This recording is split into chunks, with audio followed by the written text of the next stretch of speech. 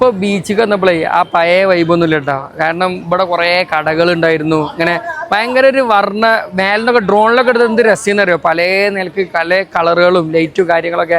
അപ്പോൾ ആ സംഭവമേ ഇല്ല. അപ്പോൾ ഇങ്ങനെ കടകൾ ഭയങ്കര ഒരു വരിയിലാണ് ഇപ്പോൾ മൊത്തം കടകൾ കാണിച്ചു കൊടുത്താൽ.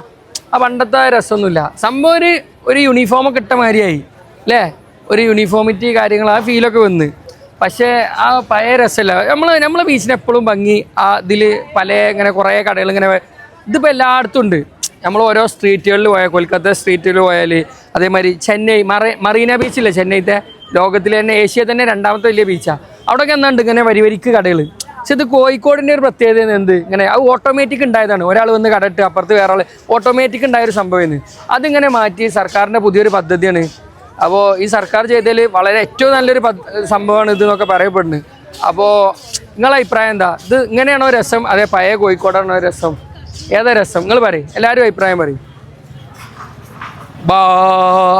കാണിച്ചു കൊടുക്കും സെറ്റ് ബൈ.